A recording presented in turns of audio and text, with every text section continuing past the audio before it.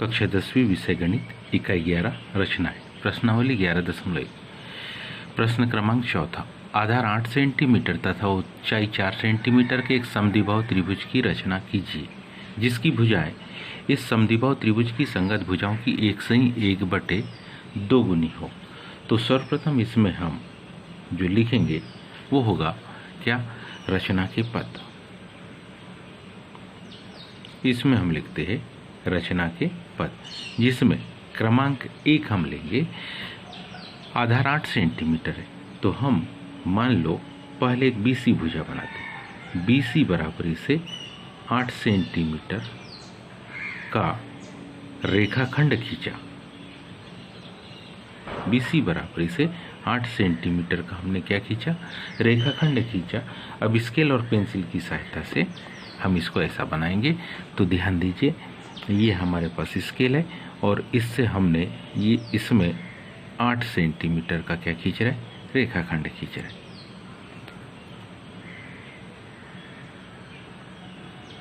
ये 8 सेंटीमीटर का क्या खींचा अपन ने, रेखाखंड खींचा, जिसको क्या नाम दिया अपन ने, BC नाम दिया।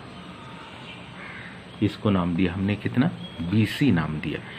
अब क्योंकि हमारे पास जो दी गई जानकारी है उसमें समद्विबाहु त्रिभुज तो दिया है, लेकिन उसकी 2 भुजा नहीं दी, पर उसकी क्या दी है, ऊंचाई दी है।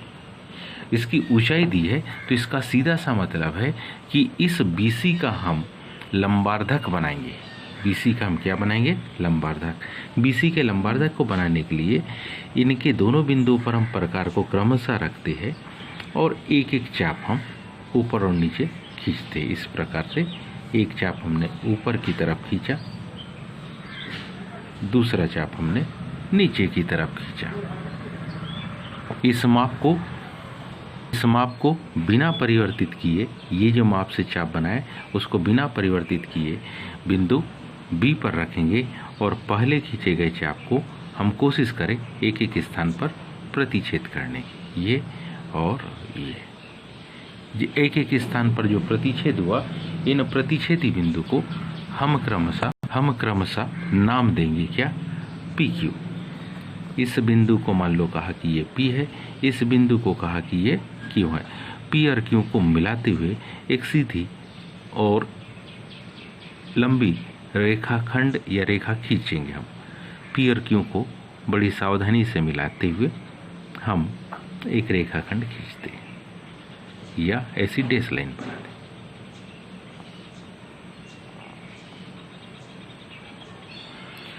ध्यान दीजिए, उसकी ऊंचाई हमको कहिए 4 सेंटीमीटर। तो जहां भी ये इसको प्रतिच्छेद करता है, मान लो ये बिंदु D है, ये प्रतिच्छेदी बिंदु कौन सा हो गया, D है। तो D से हम कितनी ऊंचाई लेंगे, 4 सेंटीमीटर। अब D से जब हम 4 सेंटीमीटर की ऊंचाई ले रहे हैं तो ध्यान दीजिए, ये जस्ट P से थोड़ा ऊपर आ रहा है। ये P से थोड़ा ऊपर की तरफ आया और इसको अपन ने बिंदु क्या नाम दे दिया, A नाम दे दिया। इसको अपन ने बिंदु क्या नाम दे दिया, A नाम दे दिया। अब इस A बिंदु से, कौन से बिंदु से, A बिंदु से हम क्रमशः B को और C को क्या कर देते, मिला देते। लेकिन उसके पहले थोड़ी सी सावधानी ध्यान से देखिए। हमारे पास दिया है 1 से ही 1/2 गुनी।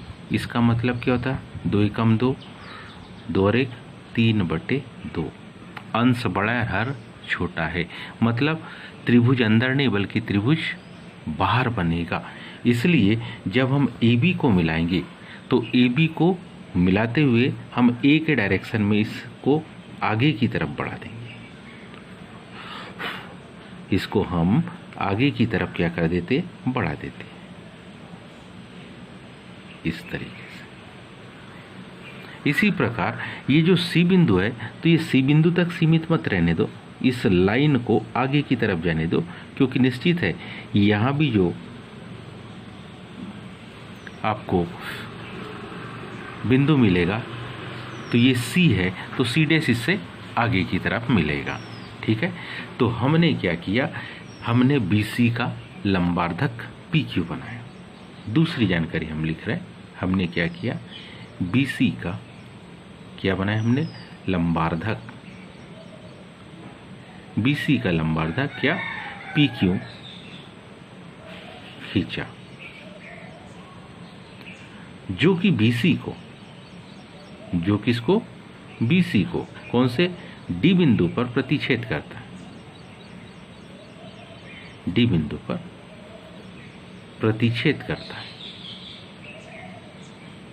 और हमने क्या किया, D से 4 सेंटीमीटर की दूरी पर तीसरे में लिखेंगे, क्या लिखेंगे, D से PQ पर कितनी, DA बराबर इसे कितना लिया, 4 सेंटीमीटर।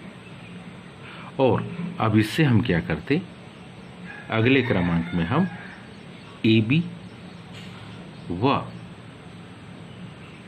AC को मिलाया। AB और AC को क्या कर देते हैं, हम मिला देते। A से B को तो मिला दिया, अब A से C को भी हम मिला देंगे इस प्रकार से। ये हमारे पास कौन सा, समद्विबाहु त्रिभुज बन चुका है। यहाँ से A से D की ऊंचाई अगर देखेंगे तो ये कितनी है, 4 सेंटीमीटर। और B से C की या आधार की माप देखेंगे तो ये हमारे पास कितनी है, 8 सेंटीमीटर। अब हम क्या करते हैं, ये जिस ओर A बिंदु है उसके अपोजिट में, उसके कहाँ, अपोजिट में हम क्या करते हैं, एक न्यून कोण बनाते हुए BX किरण बनाएंगे, जिसको हम कुछ इस प्रकार से लिख रहे हैं, BC से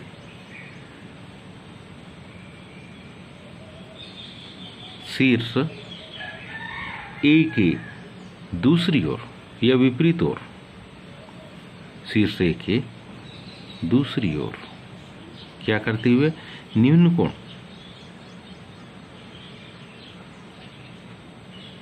न्यून कोण बनाती हुई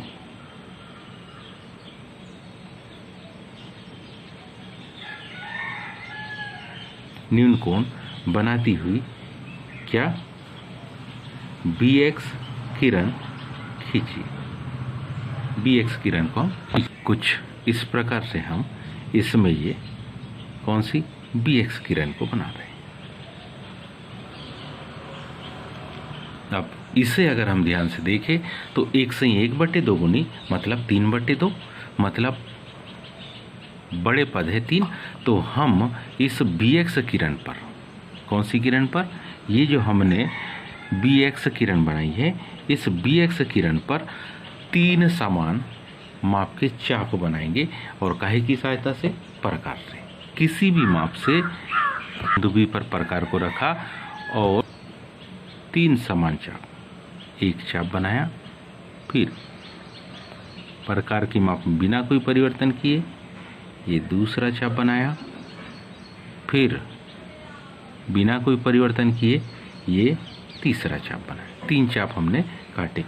इन कटे हुए बिंदु को हम क्रमशः नाम देते क्या, इसको नाम दे दिया B1, इसको नाम दे दिया B2 और इसको नाम दे दिया B3।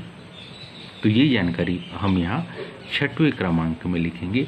क्या करते हैं हम, BX किरण पर, BX काहे पर, किरण पर 3 बिंदु, BX किरण पर 3 बिंदु B1, B2 तथा B3, और वो भी इस प्रकार, वो भी बिंदु हम इस प्रकार की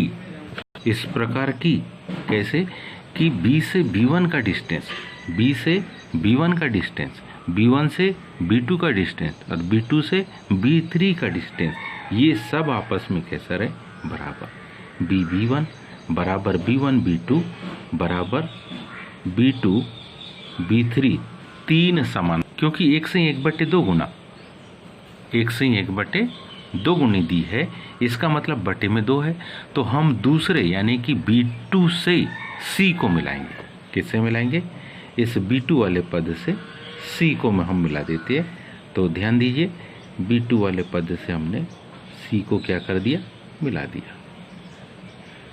ये जानकारी को हम लिखेंगे 7वें क्रमांक में B2C को क्या किया, मिलाया। B2C को हम क्या कर देते, मिला देते। अब B2C के समानांतर B3 से लाइन हम बनाएंगे। तो ध्यान ये रखना है कि ये जो रेखाखंड है इसको जब समांतर बनाते हैं तो हम प्रकार की सहायता लेते। प्रकार से किसी भी माप से हमने कौन से बिंदु पर, B2 पर रखा और किसी भी माप से रख के उससे एक चाप बनाया। इसमें बिना कोई परिवर्तन किए इसको हमने कहाँ रखा, B3 पर रखा और उससे एक चाप बनाया। अब क्या करते हैं, हम यहाँ से लेकर यहाँ तक की दूरी प्रकार की सहायता से नाप लेते। ये नपी हुई दूरी से ये जो दूरी है जितनी भी होगी इससे हम इसको, तो यहाँ से हमने ये दूरी को क्या कर लिया, माप लिया और इसी दूरी से इसको हम यहाँ रखते हैं और इसको क्या कर देते, काट देते। और इस कटे हुए बिंदु से क्या करेंगे, इस कटे हुए बिंदु से B3 को क्या करते हुए, मिलाते हुए, इस कटे हुए बिंदु से B3 को क्या करते हुए, मिलाते हुए इनकी सीध लेते समय पूरी सावधानी रखिए, बिंदु जरा सा भी टेढ़ा तिरछा हो जाता है तो रेखाखंड समांतर नज़र नहीं आएगी और परीक्षक समझ जाता है कि आपकी ये दो रेखा समांतर नहीं है। जब आपकी दो रेखा ये समांतर नहीं होगी तो ऐसी कंडीशन में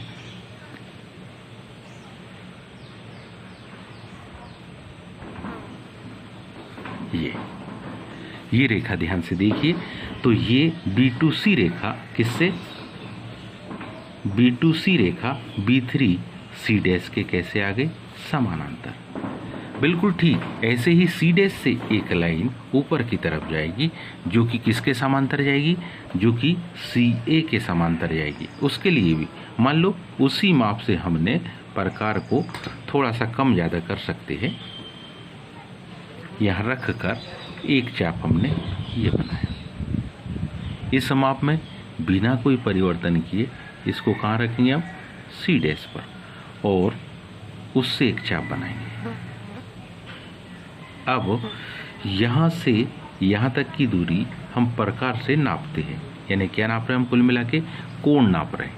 क्या नापते हैं हम, कोण नापते, और जितने अंश का कोण इस C बिंदु पर बन रहा है उतने ही अंश का कोण हम प्रयास करते हैं कि C डैश पर भी बने। ये बराबर हो गई। इस माप को यहाँ पर रखेंगे हम और यहाँ से इसको हम क्या कर देते, काट देते। अब क्या करना हमको, C डैश पर स्केल रखते हुए और इस प्रतिच्छेदी बिंदु को मिलाते हुए C डैश पर हम स्केल रखेंगे और इस प्रतिच्छेदी बिंदु को क्या करेंगे, मिलाते हुए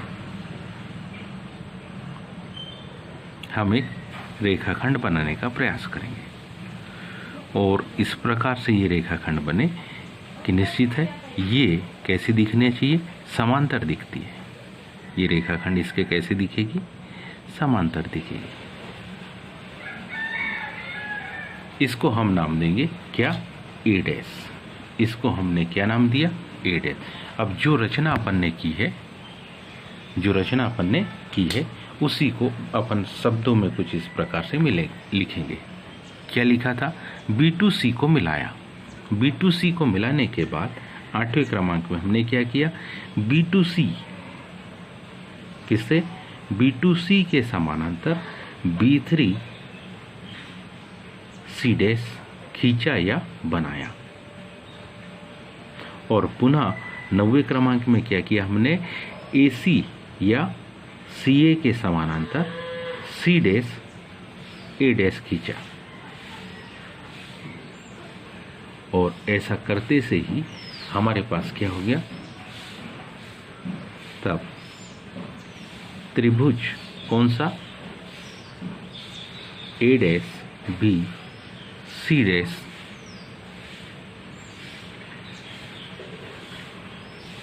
अभिष्ट त्रिभुज है। और इसी त्रिभुज को तो अपने को क्या करना था, बनाना था। उम्मीद है आप सभी को समझ में आया होगा। आज के लिए इतने, शेष कल, धन्यवाद।